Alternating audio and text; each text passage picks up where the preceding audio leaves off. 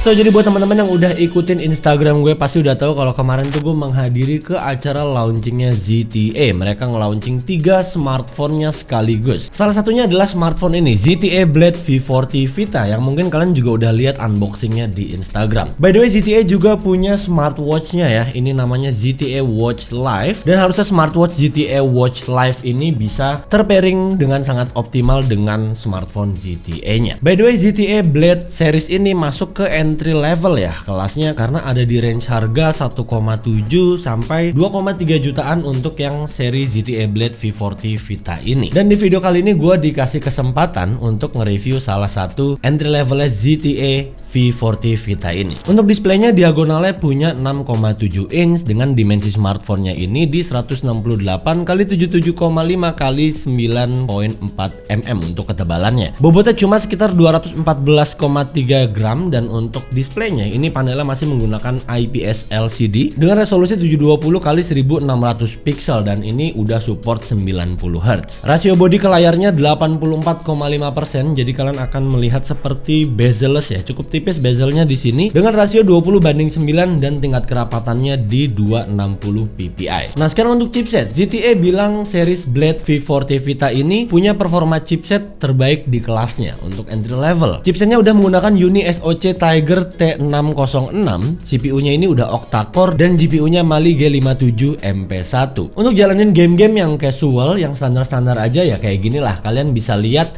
dan harusnya ini masih tetap oke lah untuk di smartphone dengan harga 2,3 jutaan.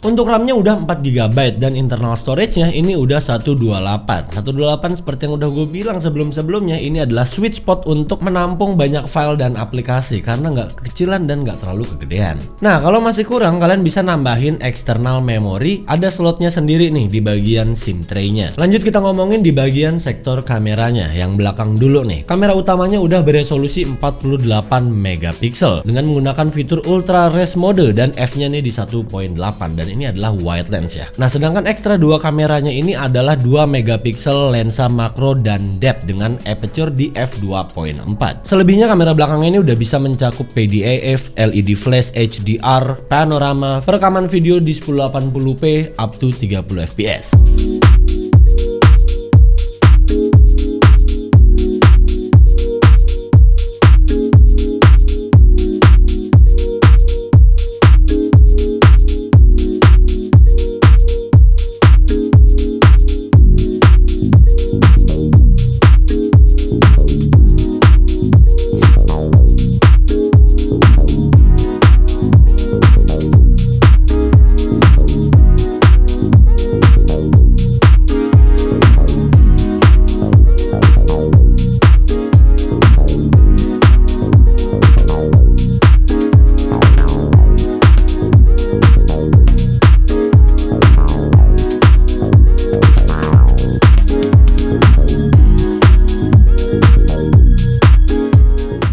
Sedangkan untuk kamera depannya di 8 megapiksel, ini wide lens, dan untuk perekaman videonya udah bisa record 1080p di 30 fps.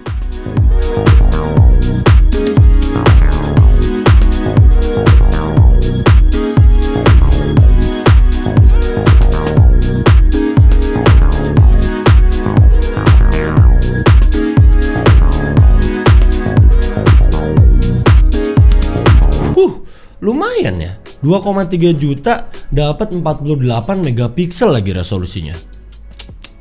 Untuk connectivity ini udah menggunakan USB Type-C 2.0 dan support juga untuk OTG ya, atau USB on the go. GPS juga ada, Wi-Fi of course, Bluetooth, dan sayangnya ini masih belum ada NFC. Mengingat saat ini NFC tuh menurut gua kayak krusial banget nggak sih kalau kalian lagi mau isi ulang e-money gitu. Tapi hopefully untuk next seriesnya ZTE udah bisa menyematkan NFC pada smartphone entry levelnya. Dan oh ya, tadi kelewatan ya, untuk operating systemnya ini menggunakan Android 11, dan untuk sensornya ini udah menggunakan fingerprint yang tersemat pada power buttonnya. Selebihnya sensor accelerometer, proximity juga ada pada V40 Vita ini. Dan di samping port USB-C-nya kalian bisa lihat di sini ada port audio jack 3,5 mm. Karena dalam paket pembelian ZTE Blade V40 Vita ini kalian masih tetap akan mendapatkan headset ya, earphone. Itu sebuah hal yang sangat jarang sekali untuk masa kini gitu ya. Dapat earphone langsung di dusnya gitu, nggak cuma casing. Ini luar biasa sekali memang. Nah sekarang untuk baterainya, kapasitas baterai pada V40 Vita ini di 5130